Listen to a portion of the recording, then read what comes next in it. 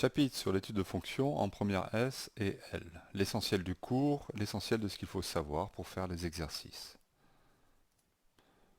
En seconde, on a vu trois fonctions de référence. Les fonctions de type affine, f de x est égal à x plus b. Ce sont des droites. Ici, elles sont définies sur R, ces fonctions affines. On a vu aussi la fonction inverse, qui est représentée par ce qu'on appelle une hyperbole. Elle n'est pas définie en 0. On dit qu'elle est définie, son domaine de définition c'est R privé de 0, R étoile. On a vu aussi la fonction carré qui a cette forme, qui a pour image donc x carré. Les images sont tout le temps positives et son domaine de définition c'est R. Et bien maintenant on va voir d'autres fonctions de référence, comme la fonction racine carrée, qui à tout nombre positif associe le nombre racine carrée de x. Ainsi, son domaine de définition, c'est forcément R+, les nombres positifs, donc de 0 à plus l'infini, 0 inclus. Le tableau de variation de cette fonction, qui est strictement croissante, est celui-ci, donc 0 plus l'infini, et elle part de 0 et strictement croissante. Et la courbe ressemble à ceci. Une autre fonction de référence, la fonction cube, qui à tout x appartenant à R, moins l'infini plus l'infini, associe le nombre, l'image, x au cube, c'est-à-dire x fois x fois x. Le tableau de variation de cette fonction, c'est une fonction encore strictement croissante, de moins l'infini à plus l'infini, qui passe par 0, par l'origine du repère. Sa courbe représentative est représentée ici. Elle est symétrique par rapport à O, alors que la fonction x carré, elle, était symétrique par rapport à l'axe des ordonnées.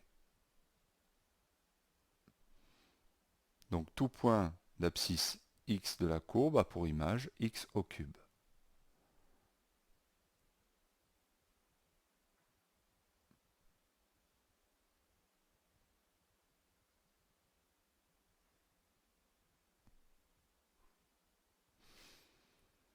On peut aussi dresser un tableau de valeurs. Moins 2, l'image de moins 2, c'est moins 2 fois moins 2 fois moins 2, ça fait moins 8.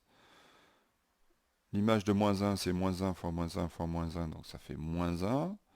0 fois 0 fois 0, ça fait 0. 1 fois 1 fois 1 fois 1, ça fait 1. Et 2 fois 2 fois 2, 2 au cube, ça fait 8.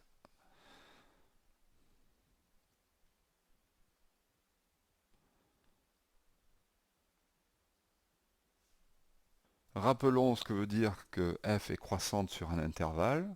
Ça veut dire que pour n'importe quel nombre a et b appartenant à cet intervalle, si on a a supérieur à b, alors les images par f sont ordonnées dans le même sens.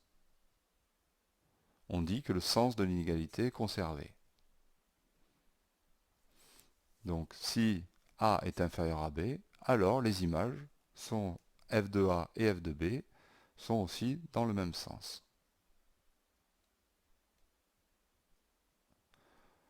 En revanche, si f est décroissante sur un intervalle, pour tout a et b appartenant à cet intervalle, si on a a supérieur à b, alors les images sont telles que f de a est inférieur à f de b.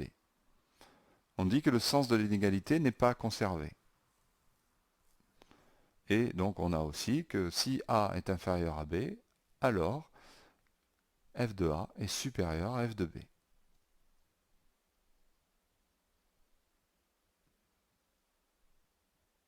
Une dernière chose que l'on va prendre en compte dans les fonctions que vous allez étudier, c'est la parité. pour qu'il y ait parité, que ce soit une fonction paire ou impaire, il faut d'abord que le domaine de définition soit symétrique par rapport à O. R est symétrique par rapport à O. R étoile, donc R privé de 0, est symétrique par rapport à O.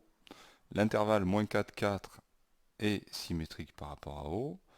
Par contre, l'intervalle R moins, l'ensemble des nombres négatifs n'est pas symétrique par rapport à O, de même que l'ensemble des nombres positifs. Et l'intervalle moins 4, 7